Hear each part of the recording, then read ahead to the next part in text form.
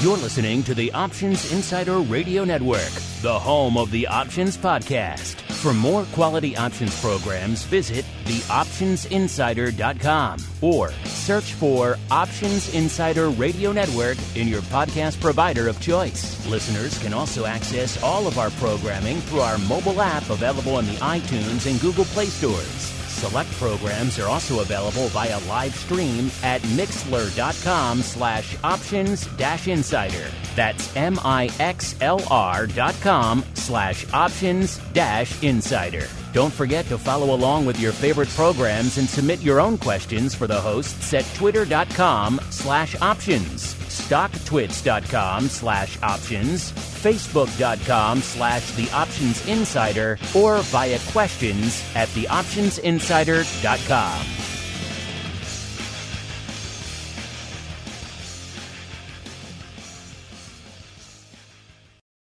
Gold, crude oil, corn, soybeans, and more.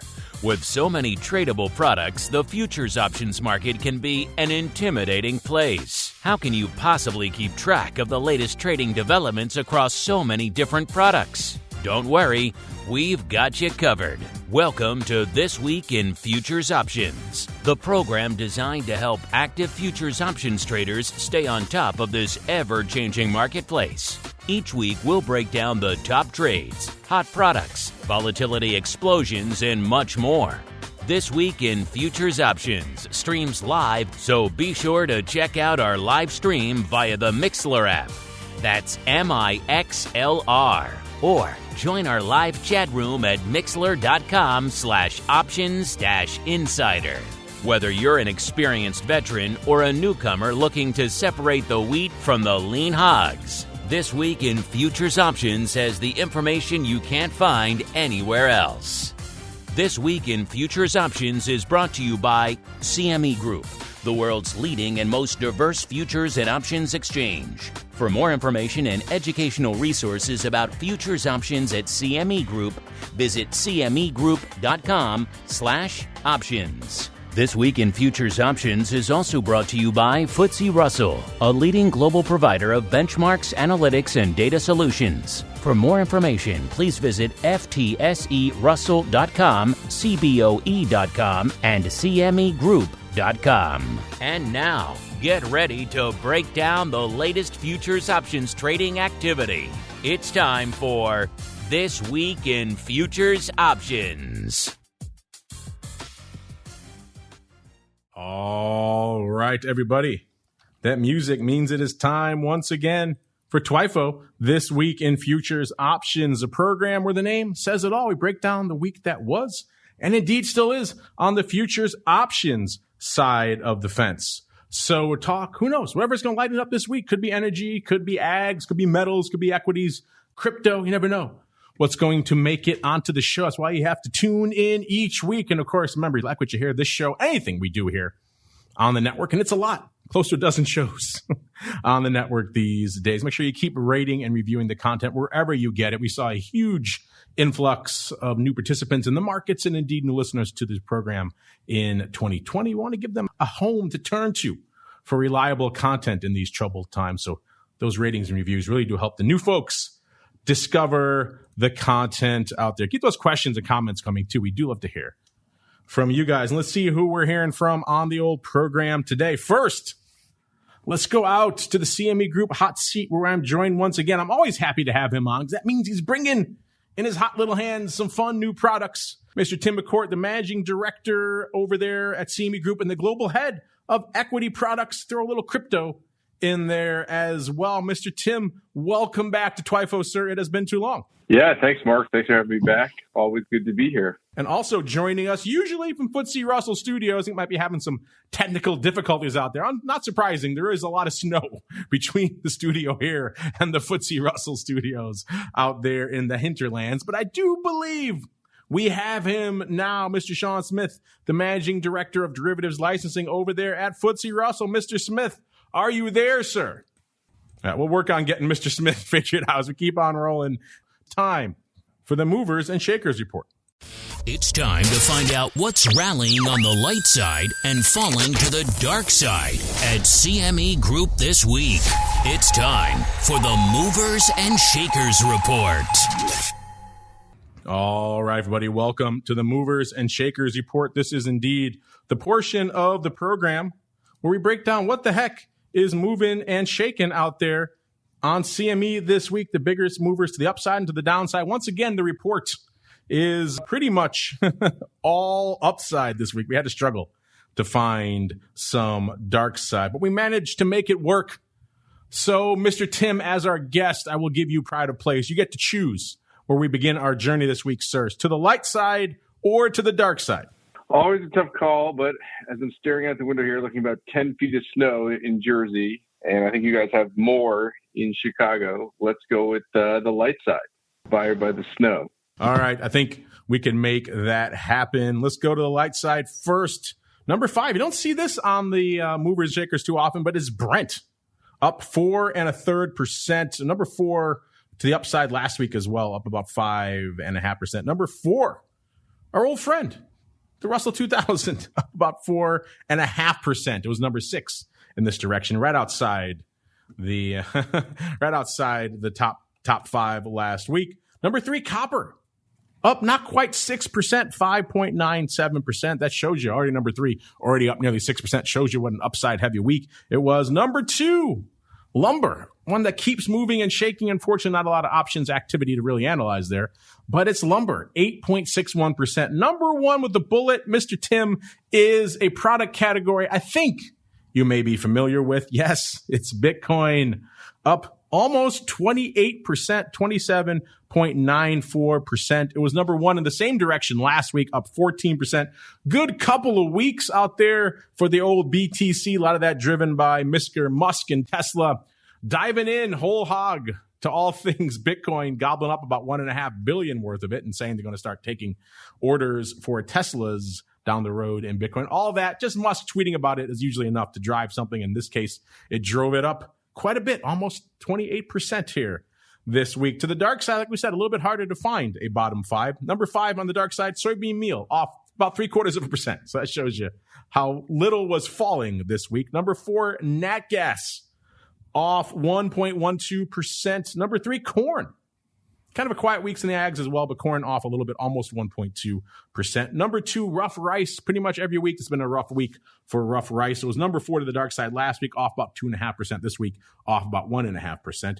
And number 1 to the dark side this week is Eurodollars, off 6.94%. A little bit of movement out there in Eurodollars. Let's also analyze what's going on from a vol perspective, our vol movers and shakers. Let's look to the dark side of vol first. It's interesting stuff. We talked about the Eurodollar just now. Number 1 volatility decliner this week is the Eurodollar April contract. Remember, different months are going to have different volatility movements, even within the same contract. That's why we break it out by month here on the show. Eurodollar April contract off about 3% on the week. So again, not a ton, but enough for the number 1 spot out there. Number 2, copper.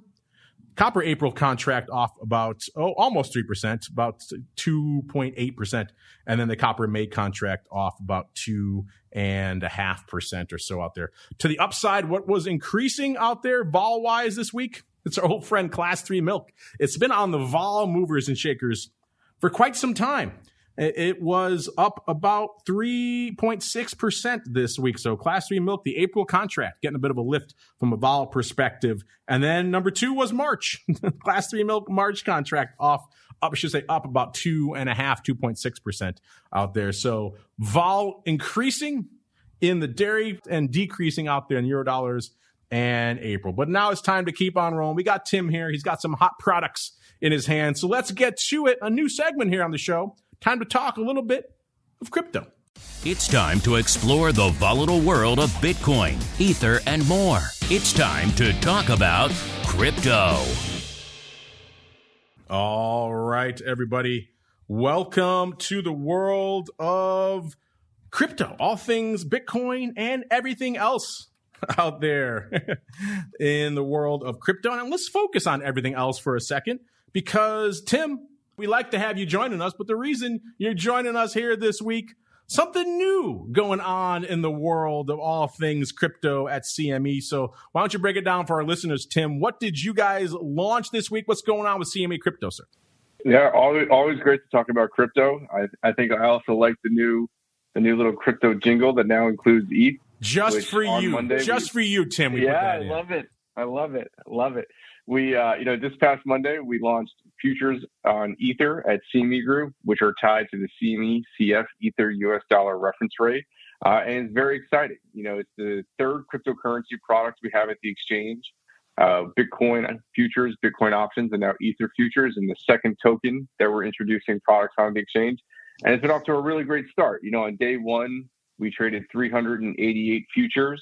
And over the last few days, up through just about a minute ago, we've traded about 1,267, or actually 1,269 ticking in real time here, futures on Ether, which is great to see. Now, in case folks aren't as familiar with the contract that just launched, everything is effectively the same, except it has a different multiplier than Bitcoin. The multiplier is 50 Ether. So that 1,269 futures contract are worth 63,450 Ether. So when you break that down, that's having a great first few trading sessions. Really excited about the contract, and the feedback's been really strong from customers so far. Well, I'm glad to hear that. This is something that you guys have been hinting at for a while. I remember I did a panel at a crypto event coming up on 3 years ago now, so it's been a while out there. One of our panelists were some folks over there from CME, and they hinted at maybe even then we were asking about when we would get the Bitcoin options back then. Of course, the Bitcoin futures were not even a year old at that point. And they were hinting at maybe they were looking at Ether futures next, even back then. So ETH has obviously been on the radar for quite some time. What was it that made you guys finally decide to pull the trigger this week, Tim? Yeah, that's a great question. So, Ether is the second largest cryptocurrency by market cap and average daily volume. It's something that we've been having our eyes on for a little bit now. As you may recall, we introduced the Cme CF Ether dollar reference rate back in May of 2018, which is a similar methodology to the Bitcoin reference rate, which now today pulls in the Ether US dollar transactions from Bitstamp, Itbit, Coinbase, Gemini, and Kraken. That represents about 50% of the Ether spot transactions that occur on a daily basis. And then when we look at the kind of motivation as to why now, we made the announcement back in December. And I would say the interest in the Ethereum network and Ether itself has also really increased over time. Since we launched the futures back in 2017 on Bitcoin, I would say outside of Bitcoin options, Ether futures has been the second most popular request that we got. We always like to listen to customers for product motivation. And then when we look at the timing, it's really the interest in Ethereum technology has never been higher. Ether is a little bit younger than Bitcoin, and it's had a remarkable, I think, track record its first few years in existence.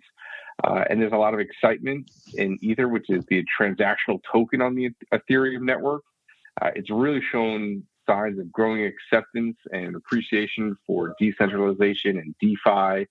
All these projects that are coming online, there's just been this upwelling of interest and customer demand in the things related to the Ethereum network and specifically Ether over the last several months, which kind of tipped the scales for us now as the time was right to launch the future. You touched on the the Ether reference rate. You guys have this reference rate methodology that you use, obviously, for the Bitcoin reference rate as well. We still get a lot of questions about what goes into those rates. I know you kind of just touched on it, Tim, but let's hit on it again for our audience who maybe are confused. What venues are you aggregating to get this reference rate for ETH? Absolutely. And the first critical piece to remember is the futures contracts on Bitcoin and Ether at Cme are financially settled. So we're only moving US dollars tied to the price performance of the reference rate. We're not handling the digital asset, which has been a great way to onboard people into crypto because they don't have to deal with issues surrounding wallets or custody or insurance of that if you're an institutional investor. So it's certainly been a little bit of an easier on-ramp. To build that reference rate, what we do is it's a once-a-day publication of the US dollar value of one Ether token. And the observation window is from 3 p.m. to 4 p.m. London time. And in that 1 hour window, we take transactions from the 5 constituent exchanges. Those are currently Bitstamp, ItBit, Coinbase, Gemini, and Kraken. They submit their Ether US dollar fiat transactions to our partner, the index administrator, CF Benchmarks, formerly known as Crypto Facilities. And that 1 hour window is actually broken apart into 12 equally weighted 5-minute samples. And each 5-minute sample, they take the average median of the spot digital transactions in Ether, and then average those over the 12 5-minute windows to create the once a day official Ether CME CF Ether dollar reference rate. And that's what our futures contract expires to on the last Friday of the month.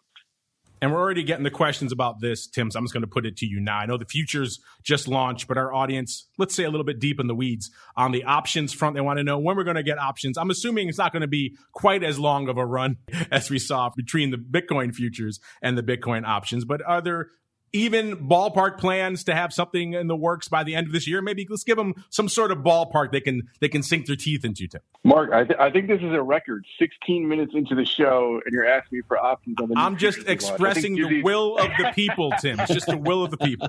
That's right. That's right. Usually we save this for the bottom half hour of the show. It's a great question, and I think certainly our focus is on developing the futures market for Ether, because our philosophy at Cme Group is we do really need that underlying futures market to be robust for the options to sit on top of it. It needs to be able to handle not only the hedging activity, but remember, with options on futures, the options deliver the future. So the market has to be able to absorb the delivery of options that don't necessarily coincide with the futures expiration. So these are all things that we have to kind of wait for.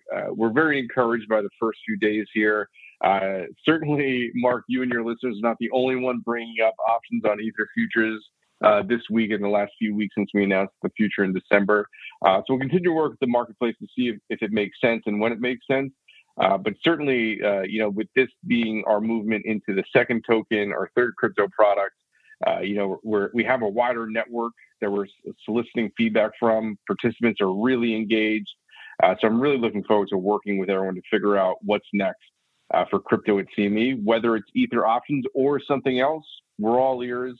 And I look really forward to continuing to work with people to figure out what they need next. You heard it here from Tim. Dogecoin coming next at CME. I'm just kidding.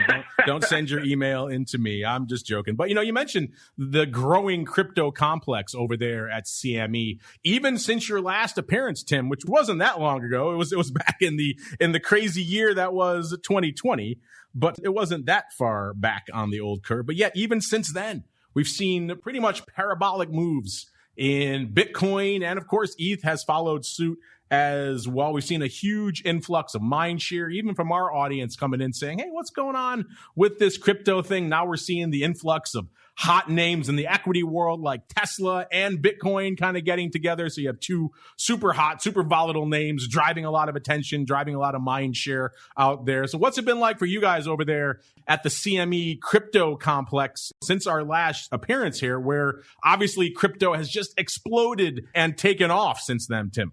It's been great. What's interesting is when we look at cryptocurrency futures at CME, now we have two, Bitcoin and Ether.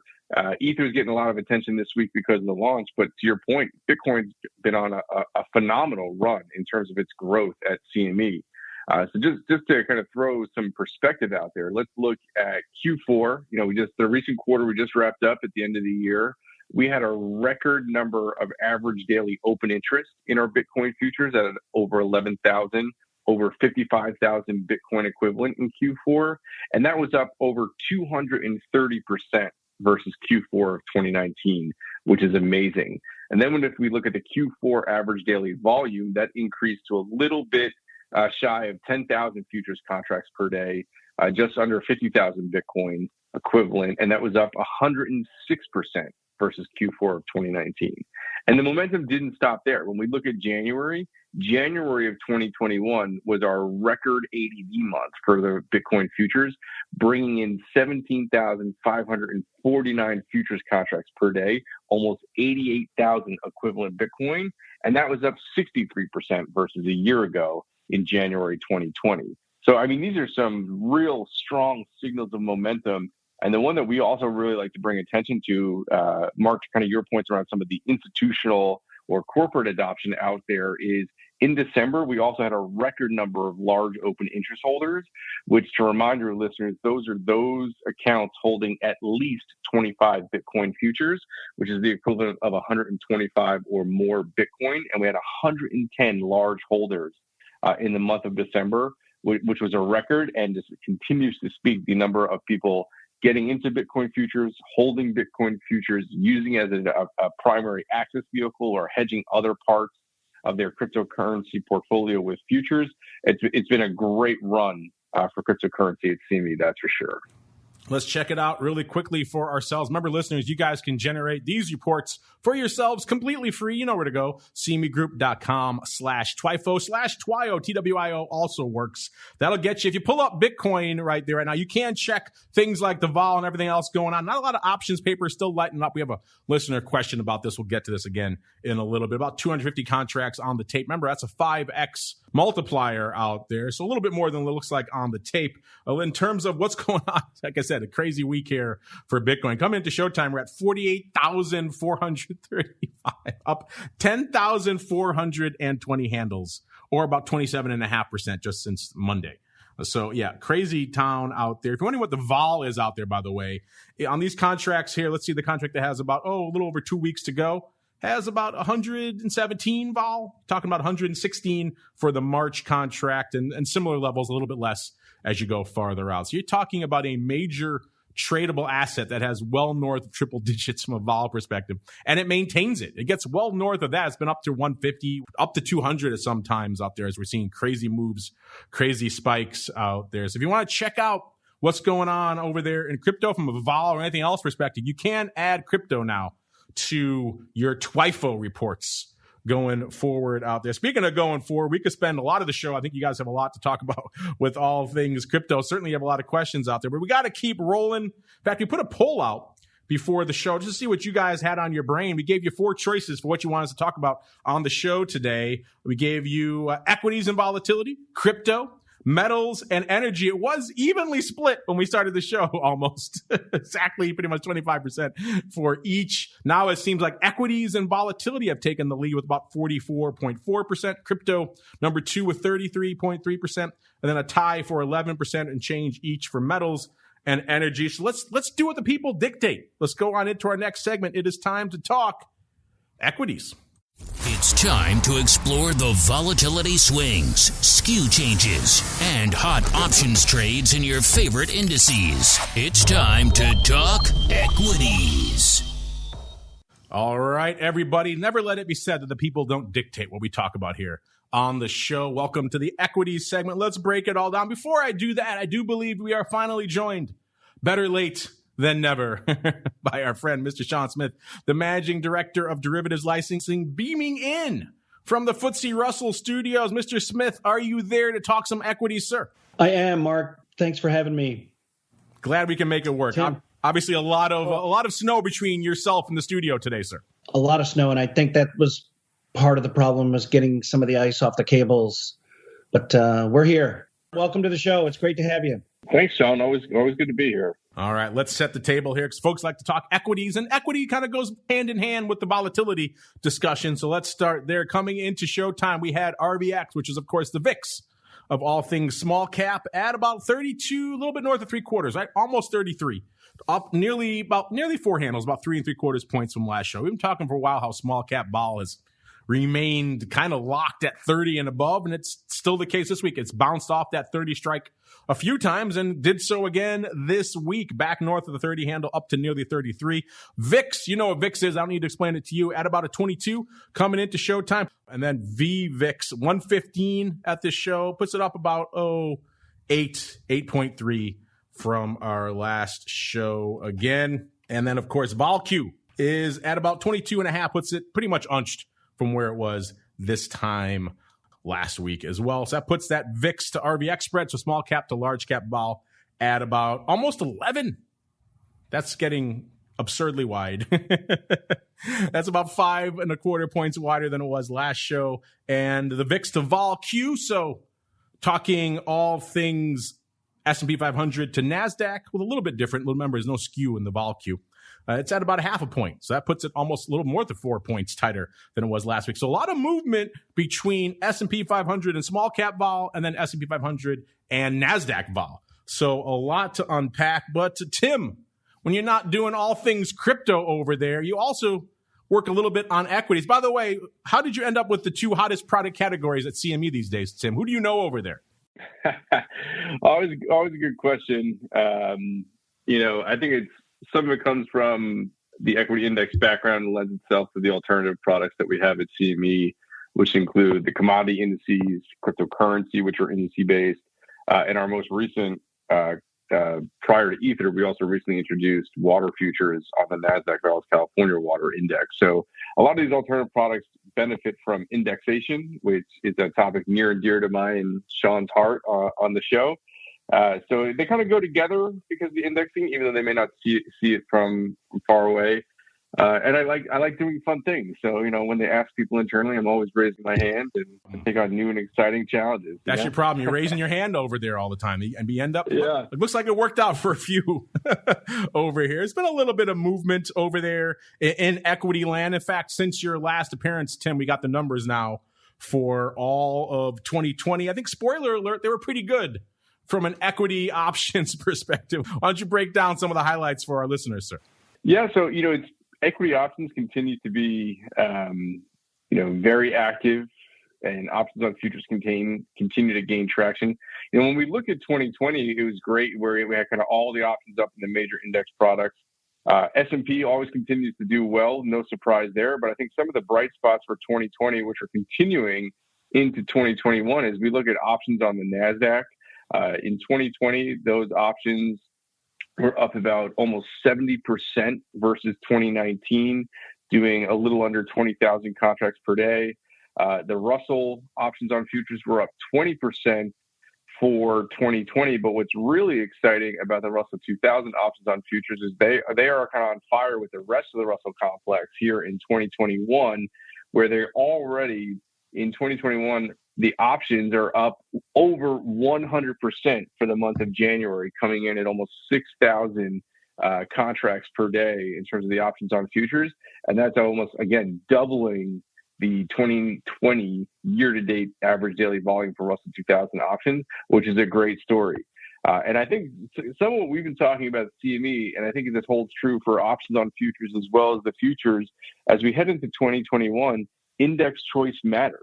These are becoming fundamentally different types of indices that track different types of the U.S. economy and are benchmarked differently, with the S&P 500 and Russell 1 looking at the large cap space, NASDAQ 100 having a different personality that's even outperformed some of the other broad-based large cap.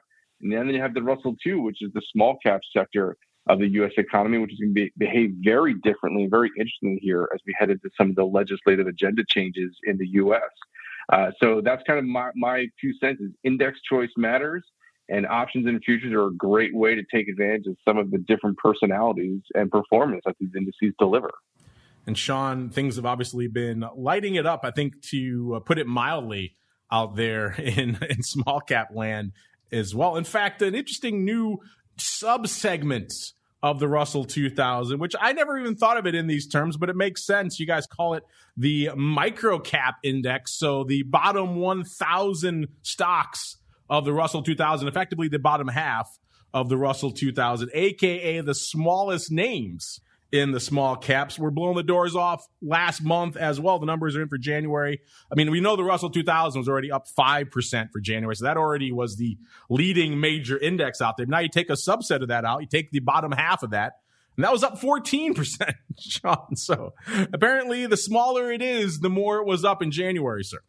Really interesting. It's the Russell 2000, right? It's the small, and then the smaller caps, which have tremendously outperformed, which is the Russell 2000. It's that small cap index. And we've been talking for weeks now through Q4 of last year and this year is how the Russell 2000 has been outperforming all major benchmarks, and it continues to do that.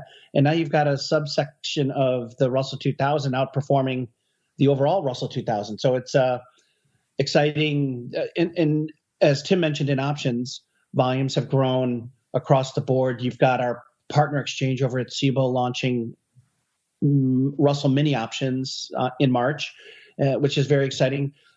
But again, back to the options order flow and the numbers doubling at CME Group, it's the volatility. It's that healthy volatility, and it's that tradable volume that you get at CME Group that enables investors and those that want to take a position in options have that ability to do it. Yeah, absolutely. I think Sean, the other thing I would add too is this, specifically for the Russell 2000, it's not just an option story. When we look at the future side of the fence here in January, futures are also in fuego, so to speak, where we look at the micro E-mini Russells, and those are doing almost 200,000 micros per day, which has doubled the year-to-date average daily volume in 2020 and the December monthly volume. These are only trading a little less than 100,000 in the month of December, and now the micro is trading between 190 and 200,000 per day in January and holding strong.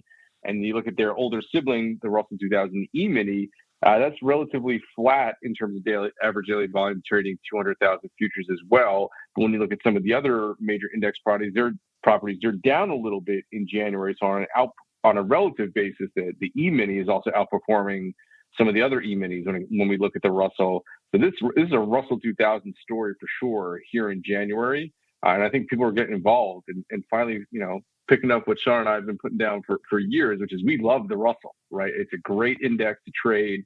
It's a great representation of a unique part of the U.S. economy. And I think it's only going to become more and more focused over the next few months here as we get some concrete actions out of the new administration. Absolutely. Fiscal stimulus, the bump in healthcare due to vaccine acceleration, it all bodes well for U.S. domestic stocks. You have regional assistance with these smaller companies as well. I'm going to just take Illinois in as an example. There's lots of Illinois stimulus going on with small companies here, and I wouldn't be surprised if we look across the nation that states are taking smaller companies under their wings as well to employ more people to get the economy going in their states.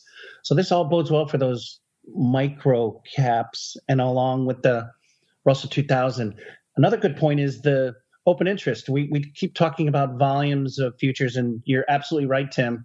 But futures and options open interest continues to grow in this product at CME Group. So it's really exciting to see.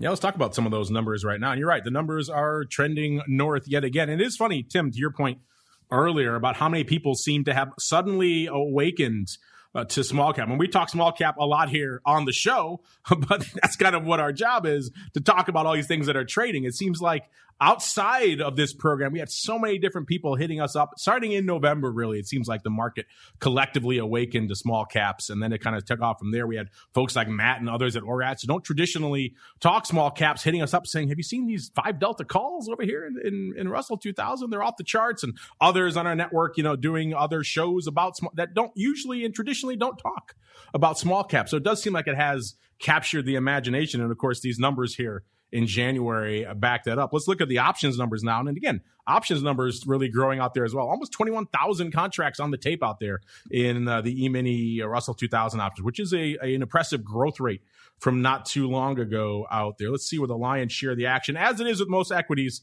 almost 40% of that coming in the contract that's going away in about a day, the Fed contract. So it's kind of hard to parse that from an overall action and vol perspective. And then, of course, the week 3 that's got 8 days to go, I should say, has about 21% of the paper. Let's go out a little bit. Let's go to the March contract. It's got about a quarter of the paper out here this week. A little bit saner numbers to crunch out here. If you're wondering, by the way, Russell 2000 at about 2274, almost 2275. That puts it up about 44, almost 45 handles, a little over 2% just since Monday. Obviously up more than that since our last show last Thursday. The vol out there in terms of the March contract, almost a 29, about 2880, puts it up a little over 2 points. So again, pretty close to that 30 handle we were talking about with RVX, which remember is kind of just a front month aggregate out there. It doesn't really look at the months beyond that. So almost a 29 out there in March, still very frothy, still very volatile. In terms of where the action was from a skew perspective, last week, the puts about 15.5% rich. So very rich last week. And this week, even richer, 16.4%. So the bid increases to the puts. Again, we're getting pretty far up there again. So not surprising. The skew is going to rotate a little bit. We're going to see a little bit more bid creeping in to those puts. And again, Russell 2000 has outperformed almost everything else out there. So not surprising to be some put action, some put interest coming in. Calls last week, 10.1% cheap to the at the money. Now this week, they're 11.5% cheap. So calls coming in, puts getting bid. That's pretty much what you'd expect. You see this continued upside trajectory in a name like this. And that's pretty much what we're seeing out there. In terms of the most action, you remember for a long time it was out of the money puts that were leading the dance. And these days, for a while there, it's been far out of the money calls. Of course, 2,300 isn't that far out of the money anymore. And now it looks like this week, the most action was actually in the 2,300 puts going out tomorrow. So going out in one day, almost 1,000 of those going up already of the total of about 21,000 contracts this week. So the lion's share of the action on that strike opening pretty much all week for this in the money put strike. That is surprising out there. Doing most of the action yesterday, about 600 of that 1,000 going up yesterday. The rest scattered throughout the week. And again, all of that opening. So interesting stuff in the money puts. Not exactly what I would have expected, but again, we've learned to expect the unexpected out here in all things, all things Russell 2000. All right, there's a lot more to talk about here, even in equities as well, but we have other products you guys want us to hit on next. Don't worry, we'll get some of your questions as well, which we'll get to even more product categories. But in that poll, we also asked you, what else do you guys want us to talk about out there? And behind number one, which is still trending number one, equities. Number two is, of course, crypto. Right behind it at about 20% was energy. And that one's been moving a wee bit as well. So without further ado, let's go talk a little bit of energy. It's time to tap into the deep options well of black gold, Texas tea, nat gas, and more. It's time to talk energy.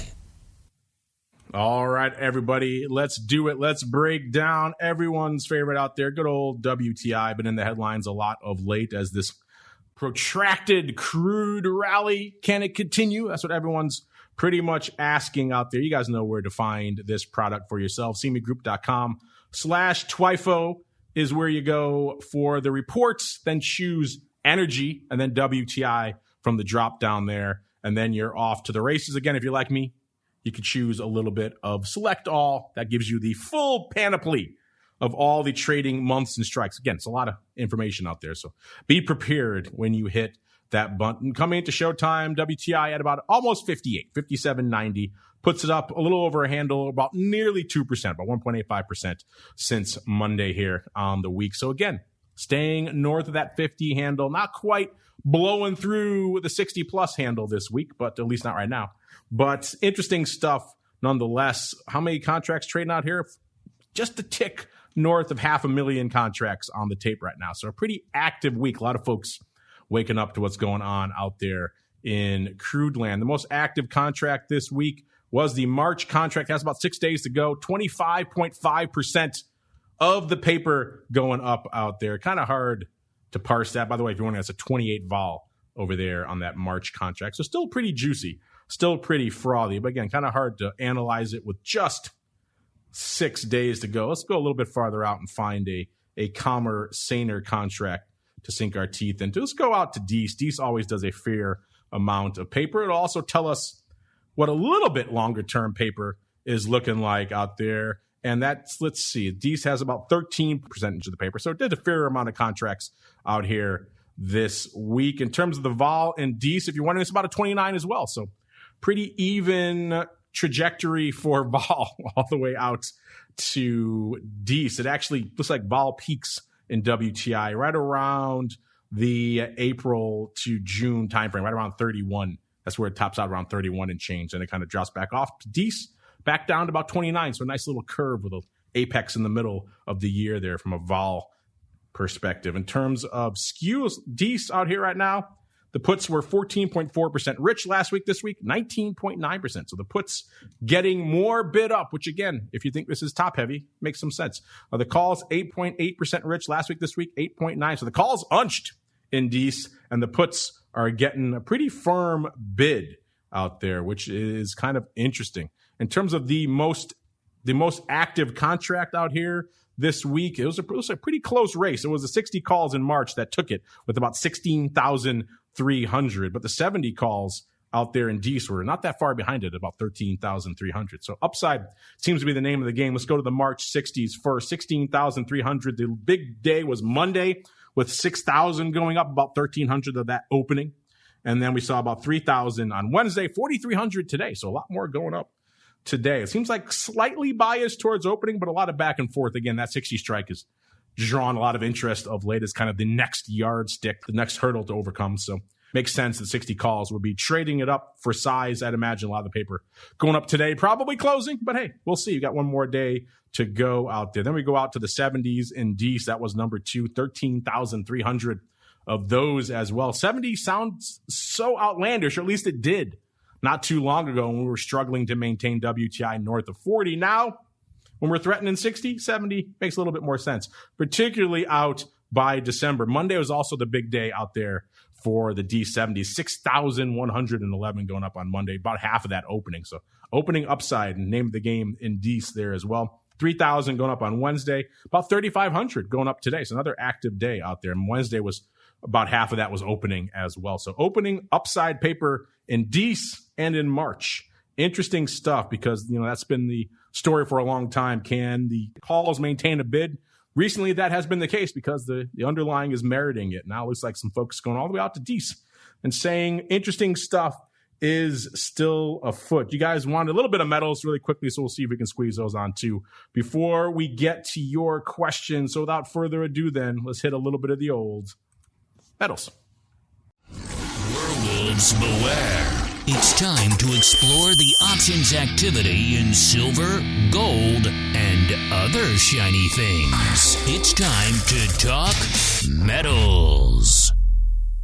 All right. We've been fixating on silver for a little bit now, as it's been part of that whole short squeeze phenomenon. It seems like most of that has passed. So we'll go back to the big dog here, gold, this week, see what's lighting it up in the usual shiny metal you guys like to talk about. 1825 and a half, if you're wondering, that's where we are coming into Showtime listeners. Puts it up about 12 and a half handles, or about 0.2%. So not a huge week for gold really out there. In terms of the overall contract volume, about 135,000 contracts on the tape. So that gives you some frame of reference for where gold stands in relation to, let's say, WTI, just ticking over 500,000. It's the most active of the metals, but not the most active contract over there at CME. In terms of where the most action was this week, the March contract has about 12 days to go.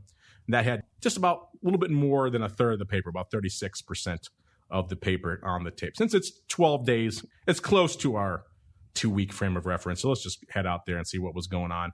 Vol-wise, if you're wondering, is that about a 15 in that March contract? Puts it down a little more than half a point. So gold vol, if you've been listening to the show for a while, it's a difficult trade in terms of being long it. There's whole shows to be done just on the saga that is gold vol. We have done that in the past with Eric Norland, the research team over there from CME, who's done some interesting papers on what's happening with gold vol. So I encourage you to check those out if you're interested, listeners. But gold vol, that could be a whole show in and of itself. Right now, it's at about a 15. And coming into, let's see, this show, we have the puts this week. They were about 2.5% rich, so a slight bid to those puts. That seems to have, a lot of it's gone away. It's about 1 point rich to the at the money now. Again, remember, this is a contract that has less than 2 weeks to go. So those numbers are going to be changing fast and furious. The calls about 0.8 of a point bid. So not much bid last week. This week, 2.8% rich. So they kind of swung. Last week, the puts were about 2.5% bid. This week, as the calls are 2.8% rich out there. So interesting. Maybe a little bit of upside interest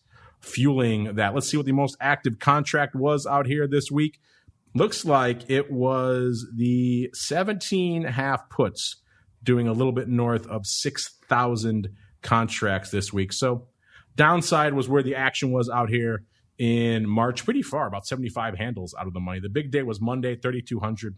The rest kind of scattered throughout the week. A lot of that opening on Monday. So opening downside put paper, that's kind of interesting. And given the fact that the skew came in aggressively, gonna have to wager that maybe they were blasting away at some of those out there. Drawn a bit of a line in the sand, saying if gold dips to 17.5, I don't mind picking some up It could make some sense given the fact that we were at 2,000 not too long ago.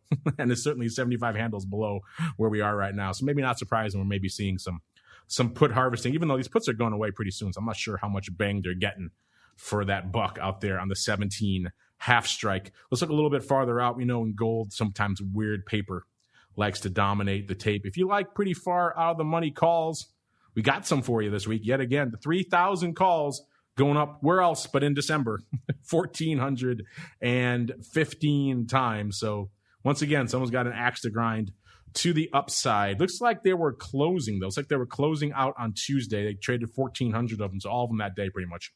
And half of that was closing. So kind of strange closing interest numbers here. Also saw some closing on the 2,100 and 2,500 strikes, 264 and 714 of those. So maybe a funky rate. I think the 2,500, 3,000 makes more sense. 714 by about 1,400. That lines up 1 by 2 a lot nicer than the 264 out there as well. So some funky strikes. Looks like maybe a 2,500, 3,000, 1 by 2 being closed out there with maybe the 2,100s as a kicker as well, 264 times. Again, funky upside ratios and flies.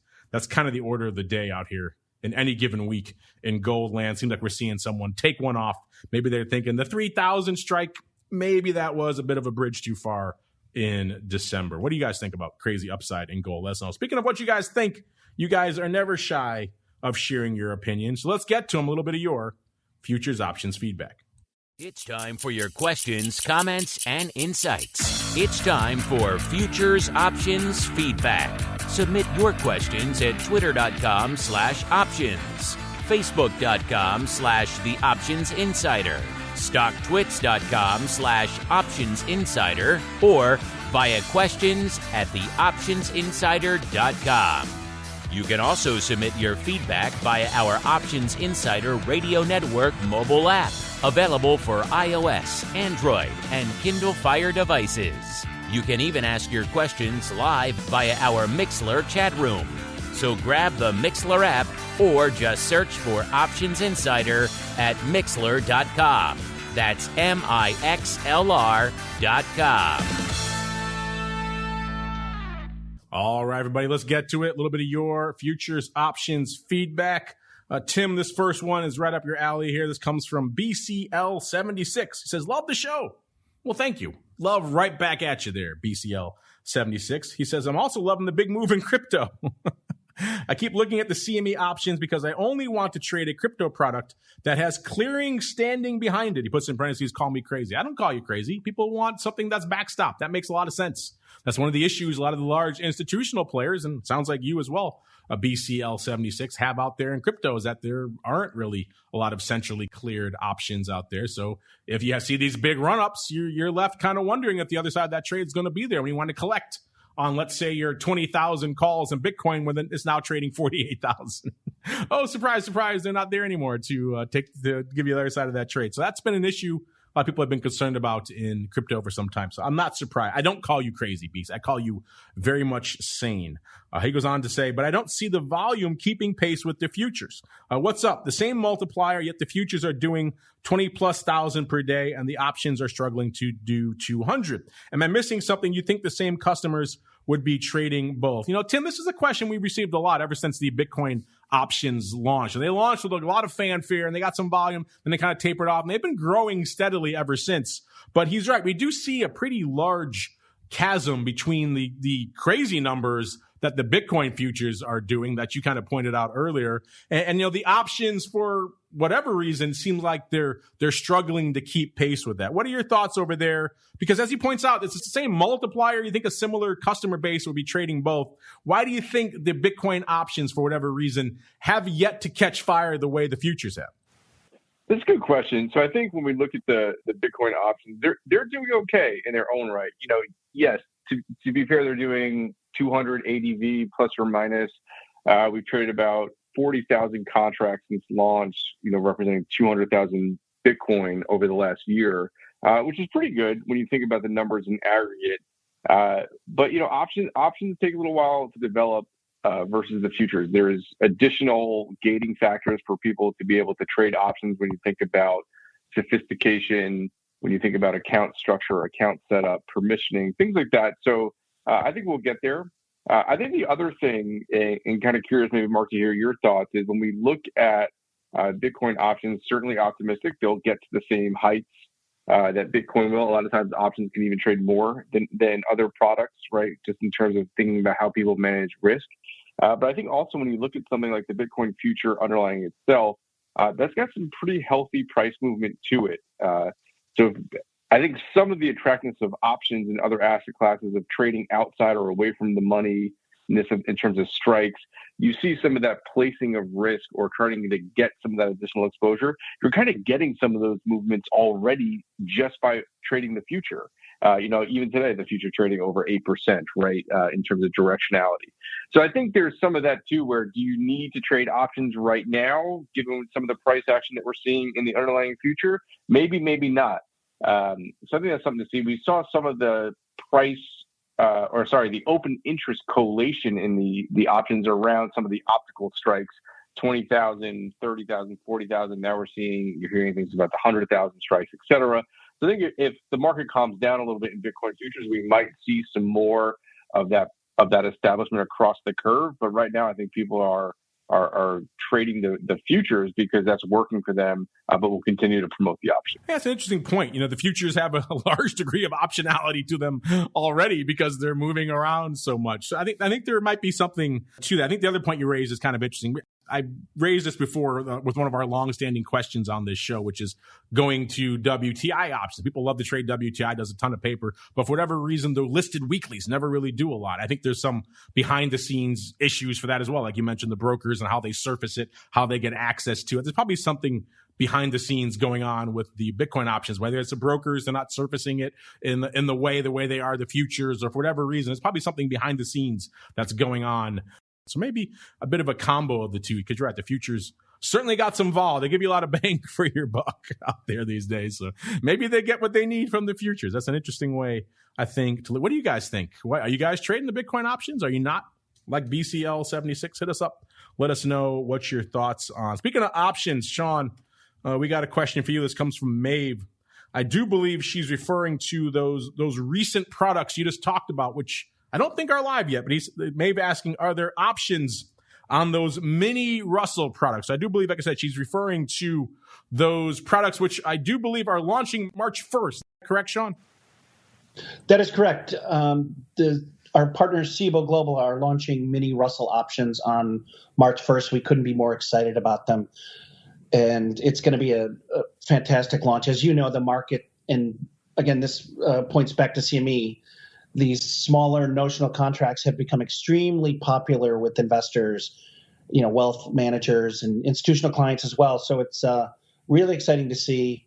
The nice thing about this is the hedge for these options will remain CME's Russell option, or Russell futures, I'm sorry. So I'm really excited to see this complementary product continue to grow the Russell franchise at both our partners, CME Group and CME Global. Yeah, so to answer your question there, Maeve, they're already options. They're not listing a future. It's an option.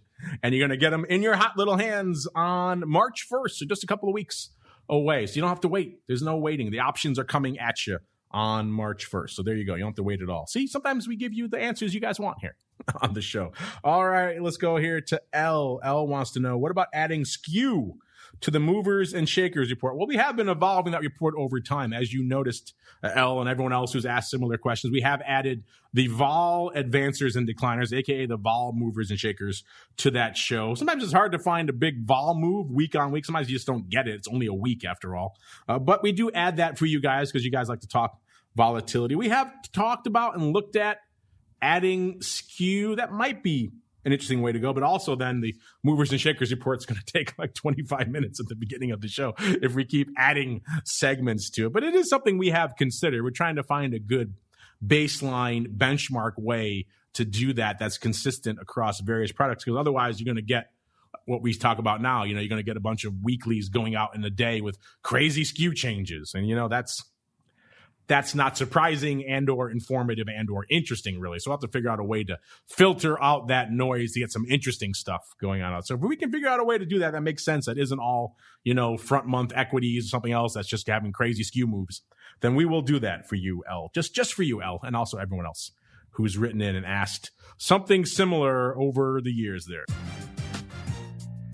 All right. Unfortunately, that music means we've come to the end of another epic sojourn through the world of futures options. I think we hit on pretty much every product category you guys asked for. You guys asked for equities and volatility. We gave you that. You asked for crypto. We gave you that. You asked for metals. We gave you that. We asked for energy. We gave you that. It is only an hour show after all, listeners. We can't do every complex over there at CME. But nonetheless, if you have a complex you'd like to have us talk about, analyze, parse here on the show, hit us up. We didn't get to lumber, for example, but there's no real options on that. Rough rice, same deal. Could have hit on corn, but it wasn't really moving that much, off 1% this week. So we'll try to work some ags in. I know you guys like the ags as well. So hit us up if you have a product or a complex you'd like to see us feature here on the program. And before we go, let's go back around the horn. Tim, we'll start with you. Obviously, you've already delivered us the goods in terms of some interesting new products just this week. But if you want to leave our audience with any hints, any teases of what they can expect from you guys, whether it's on the equity side, whether it's on the crypto side, hey, maybe even on the water side, Tim, what can you give them? Well, I don't want to break with tradition right now, so no teasers. All our products are kind of keeping us busy right now. But again, keep those comments coming in. We're ears wide open in terms of what we should be focusing on next. And just kind of continue to remind people everything that you need, we have for you in terms of risk management capabilities. There's already a robust product and tool set available for CME. So just get involved and let us know how we can further increase your risk management capabilities. And next time I'm on the show, I'll probably have another great new product. I just don't know what it is yet, Mark. So we'll be back. We'll be back. Keep those requests for new products coming. Tim isn't busy enough, so give him some new areas to work on over there. That means next time he comes on, we'll have something cool to talk about. In the meantime, of course, you know where to go. CMEGroup.com/TWIFO or /TWIO. Get you the reports. Then you can expand out from there. You check out the Fed Watch. Check out the research that Eric and Blue are doing over there. You can head on over to the equities. Maybe check out the water contract. Maybe something interesting afoot over there as well. CMEGroup.com for all that good stuff and a lot more. And Sean, you guys are cranking away a lot of research. It seems like you guys are in the catbird seat these days. Everyone wants to talk Russell 2000, even Russell 1000. The smaller it is, the hotter it is these days. So, Sean, if folks are intrigued by such things, where should they go? What should they do? Well, before I say that, I'd just like to congratulate Tim again on the launch of Ether futures at CME Group. I don't need to wish him success. He's the stuff Tim launches just always becomes successful. It's uncanny. So congratulations there. And back to the Russell 2000, as we mentioned in the show, microcaps, the smallest of the small stocks, have really outperformed even the Russell 2000 as a whole. And we recently put out a nice blog on the subject. So if you go to FTSERussell.com/blogs, you can get some really good information. You know, a lot of your customers, a lot of listeners like to want to know what's driving small caps, and this microcap index is one of those big drivers in the Russell 2000, and something seriously to take a look at. So please go to the FTSERussell.com/blogs and just to the FTSERussell.com website for lots of information regarding small caps and large caps, so Russell 1000 as well. And Mark, thanks for having me on the show. It's great to be here. There you go. Check them out. FTSERussell.com is the place to go. Give them a follow on the old Twitters as well. At FTSE Russell is the place to go. On behalf of Sean, everybody over there in FTSE land, Tim, everybody over there in CME land, and indeed myself, I thank all of you out there for downloading, streaming, subscribing, for asking so many great questions. Keep them coming. If you have a product, something else you want us to hit on the show, hit us up. We're not shy. You guys aren't either. Send them in. We'd love to hear from you guys. We'll see you back here tomorrow, noon Central, 1 p.m. Eastern, for volatility views. And it all kicks off again next week with the option block on Monday all the way through to Thursday. And another episode of This Week in Futures Options. This Week in Futures Options is brought to you by CME Group, the world's leading and most diverse futures and options exchange. CME Group's markets help individuals and businesses around the world manage risks and seize opportunities. CME Group offers the deepest and most liquid options on futures across all asset classes, including interest rates, equity indexes, foreign exchange, energy, agriculture, and metals. For more information and educational resources about futures options at CME Group, visit cmegroup.com/options. This Week in Futures Options is also brought to you by FTSE Russell, a leading global provider of benchmarks, analytics, and data solutions. Investors in the U.S. and around the world are using FTSE Russell indexes to benchmark their investment performance and create investment funds, ETFs, structured products, and index-based derivatives. Many Options Insider Radio Network listeners will be familiar with the Russell 2000 Index. Russell 2000 futures and options are currently trading on the Chicago Board Options Exchange and CME Group. For more information, please visit ftserussell.com, cboe.com, and cmegroup.com. This broadcast is intended for informational and educational purposes only and does not constitute trading advice or the solicitation of purchases or sale of any futures or options. The rulebook of the applicable exchange should be consulted as the authoritative source on all current contract specifications.